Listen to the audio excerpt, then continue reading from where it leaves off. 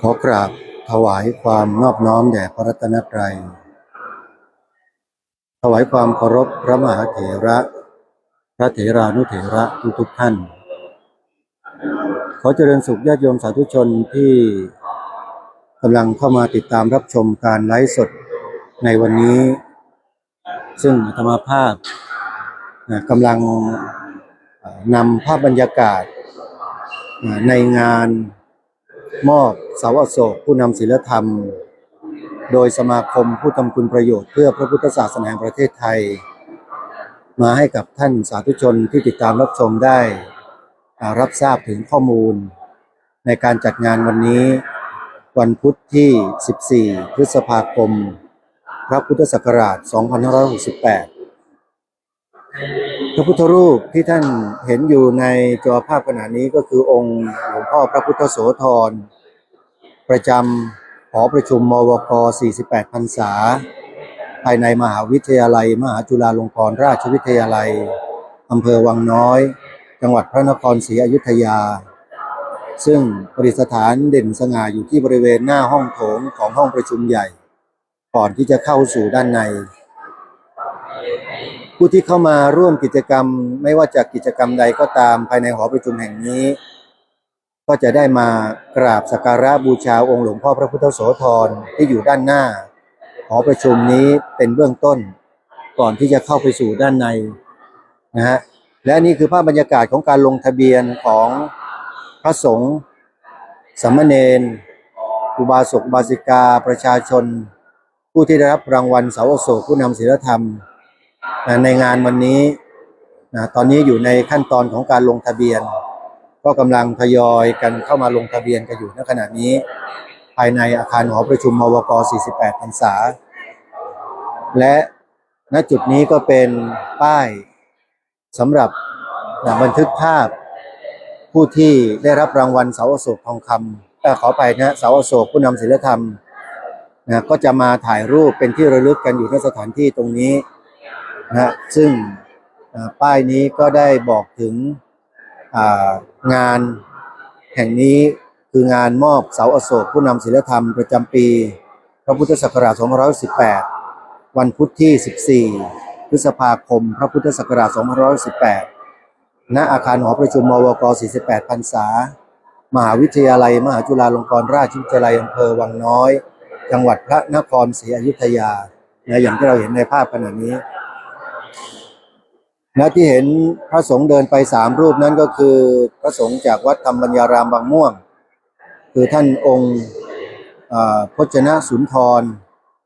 หรือท่านเซียงป้อฟาซือเจ้าวาดวัดธรรมบัญญารามบางม่วงท่านก็มาถึงแล้วก็กำลังเดินเข้าสู่บริเวณภายในห้องหอประชุมแล้วก็มีหลวงปู่เจ้าคุณที่ปรึกษาเจ้าคณะจังหวัดสงขลาท่านหลวงพ่อเจ้าคุณก็เดินทางมารับรางวัลเสาอโศกผู้นำศีลธรรมในครั้งนี้ด้วยหลวงปู่ท่านมาจากอำเภอเทพา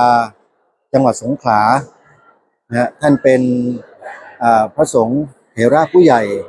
ซึ่งเป็นศิษย์ในเจ้าประคุณสมเด็จพระพุทธจารย์อาสภมหาเถระอีกรูปหนึ่งเหมือนกันโยมหลวงปู่พระเลขาเจ้าคณะอำเภอเทพาก็เดินทางมาร่วมกับท่านนี่ท่านรองเจ้าคณะอำเภอเทพารูปนี้คุณโยมหลวงปู่มากับหลวงปู่ใช่ไหมหลวงปู่ท่านชื่ออะไรนะเจ้าคุณหลวงปู่มงคลพระมงคลวัชรประโชติพระมงคลวัชรประโชติหลวงปู่อินวัดนิคมเทพาเป็นที่ปรึกษาเจ้าคณะจังหวัดสงขลาเนี่ยคุณโยมมาเป็นลูกศิษย์โยมมากับหลวงปู่อิน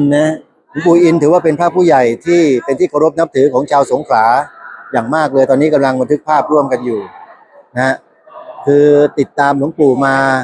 เนื่องด้วยท่านได้รับรางวัลเสาอโศกผู้นำศีลธรรมประจำปีนี้โดยสมาคมผู้ทำคุณประโยชน์เพื่อพระพุทธศาสนาแห่งประเทศไทยก็กำลังทำการบันทึกภาพร่วมกันอยู่ก็ขอนำภาพนี้ถ่ายทอดให้กับญาติโยมสาธุชนชาวจังหวัดสงขลา ให้ร่วมอนุโมทนาบุญกับหลวงปู่ด้วยนะหลวงปู่เดินทางมาถึงที่หอประชุมใหญ่48หอประชุมมวก48พรรษาแล้วนะเนี่ยเอาภาพให้ทุกท่านได้ชมกันอันนี้ก็ท่านรองเจ้าคณะอำเภอเทพาเลขาขออภัยเลขาเจ้าคณะอำเภอนะฮะท่านก็เดินทางมากับหลวงปู่อินนะหลวงปู่อินท่านก็เดินทางมาถึงที่หอประชุมนี้แล้วนะฮะหลวงปู่อินนั้นถือว่าเป็นพระผู้ใหญ่ในสมัยอดีตเป็นพระวิปัสสนาจารย์อีกรูปหนึ่งนะที่มีความชำนิชำนาญในการสอนเรื่องของวิปัสสนากรรมฐานแก่บรรดาศิษยานุศิษย์อยู่ในพื้นที่จังหวัดสงขลามาโดยตลอดนะโยมนะตอนนี้ก็กำลังบันทึกภาพกันอยู่นะนำภาพบรรยากาศมาให้กับทุกท่านได้เห็นกันว่าที่มหาวิทยาลัยมหาจุฬาลงกรณราชวิทยาลัยในวันนี้ทางสมาคมผู้ทำคุณประโยชน์เพื่อพระพุทธศาสนาประเทศไทยก็กำลังดำเนินงานในการจัดลงทะเบียนให้กับผู้ที่เข้ามารับรางวัลเสาอโศกผู้นำศีลธรรมในปีนี้ซึ่งก็กำลังทยอยเข้ามาลงทะเบียนกันอยู่โดยลำดับนะฮะและนี่ก็เป็นภาพอีกภาพหนึ่งนะโดยท่านนาวาอากาศพลอากาศเอกชลิตพุกผาสุของคมนตรีท่านเดินทางมาเป็นประธานมอบเสาอโศกทองคำในปีนี้นะโยมนะ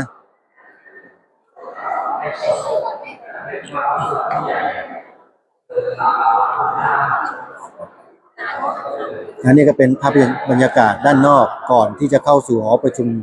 มวก.ด้านในก็จะเป็นการเปิดลงทะเบียนแล้วก็ติดโบติดป้ายต่างๆให้กับผู้ที่เกี่ยวข้องทั้งหมดเพื่อจะเข้าสู่หอประชุมไปโดยลำดับนะฮะในครั้งนี้มีทั้งคณะสงฆ์จีนนิกายคณะสงฆ์อนัมนิกายแล้วก็มีภิกษุณีจากไต้หวันยังเดินทางมาไม่ถึงนะฮะแล้วก็ยังมีพระภิกษุสงฆ์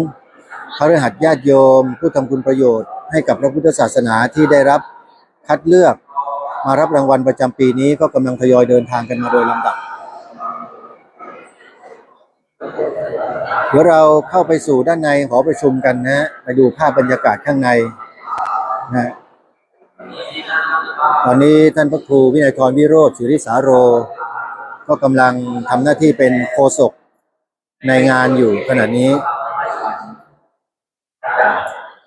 ซึ่งจะมีภิกษุณีนี่คือภายในหอประชุมมวก48พรรษาผู้นำศีลธรรม1 รายแล้วก็ได้มีผู้ติดตามน่าจะมากกว่า50 ท่านด้วยกันอันนี้ก็ได้รับแจ้งจากทางคณะกรรมการก็ได้จัดเตรียมสถานที่เก้าอี้นั่งสำหรับพระสงฆ์ไว้ด้านขวาคฤหัสถ์ญาติโยมก็อยู่ถัดไปทั้งหมดปีนี้มีผู้เข้าร่วมรับรางวัล160กว่าชีวิตนะฮะ160กว่าชีวิตรูปคนเรื่องของการรับของที่ระลึกก็จะนำบรรยากาศตรงนี้ให้ท่านชมกันในเบื้องต้นก่อนที่เราจะไปติดตามรับชมภาพบรรยากาศของการจัดงานอย่างเป็นทางการ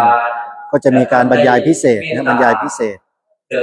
มีการบรรยายพิเศษ2 หัวข้อเรื่องนะเรื่องธรรมนาวาวังเรื่องแรกในเวลา 8:30 น.โดยประมาณส่วนเรื่องที่2ก็เป็นเรื่องของความสำคัญของพระเจ้าอโศกมหาราชกับพระพุทธศาสนาและสถานการณ์พระพุทธศาสนาในปัจจุบันนะโยมนะท่านดร.แอลสุธรรมปาโลท่านพระครูสังฆลักษณ์ไพบูลย์ปัญญานันโทท่านพระมหาโสมินทร์อังคธรรมโมเรียนธรรมเข้าประโยชน์ท่านพระมหาสุภาพอานันโทผู้ช่วยเจ้าวาดแล้วก็ท่านทวีพร้อมกับนี่เป็นบรรยากาศทั่วๆไปที่เห็นในภาพนะขอความกรุณาได้เช็คห้องรับรองพระสงฆ์ก็จะนั่งอยู่ทางด้านขวาคฤหัสถ์ญาติโยมก็จะนั่งถัดไปทางด้านซ้ายแล้วท่านประธานที่มอบรางวัลเสาอโศกก็จะนั่งอยู่ที่บริเวณส่วนกลางท่านองคมนตรีแล้วก็ห้องรับรอง พิสุทธีจากไต้หวัน และห้องอาหารซึ่ง ก็นำบรรยากาศมาประชาสัมพันธ์ให้กับทุกท่านได้ทราบ ใครที่จะเดินทางมาร่วมกิจกรรมในวันนี้ก็ขอเชิญได้นะโยมนะมีกิจกรรมทั้งวันตั้งแต่ช่วงเช้านี้เป็นต้นไปจนกระทั่งถึงเวลาช่วงค่ำของวันนี้เลยทีเดียว ด้านนอกก็จะมอบให้กับคารวะแล้วก็ในห้องประชุม2ก็จะมีบรรดาคณะทำงานแล้วก็อุบาสกอุบาสิกา พระสงฆ์จำนวนหนึ่งก็ได้ลงทะเบียนแล้วก็เข้ามาสู่บริเวณด้านในห้องประชุมเรียบร้อยแล้ว ก็จะบอกในห้องประชุมที่2ในส่วนบุคคลทั่วไปที่เป็นผู้ติดตามไม่ว่าจะมาจากเหนืออีสานกลางใต้แต่ก็มีที่รับรองในการรับประทานอาหาร แล้วก็มีที่รับรองในหอประชุม เดี๋ยววันนี้ใครที่สนใจจะติดตามรับชมกิจกรรมในวันนี้ก็สามารถเข้าไปชมได้ที่ช่อง Facebook Live ของ MCU ของมหาวิทยาลัยมหาจุฬาลงกรณราชวิทยาลัยได้เลยนะโยมนะช่วงนี้ขอทำข่าวประชาสัมพันธ์ให้ทุกท่านได้ทราบถึงกิจกรรมในวันนี้ช่วงเช้าว่าจะเพียงเท่านี้ก่อนแล้วเดี๋ยวมีรายละเอียดอย่างไรจะแจ้งให้กับทุกท่านได้ทราบในโอกาสต่อไปขออนุโมทนาบุญกับทุกท่านที่เข้ามาติดตามรับชมขอเจริญพร เพื่อที่จะได้เป็นข้อมูลในเบื้องต้นอีกส่วน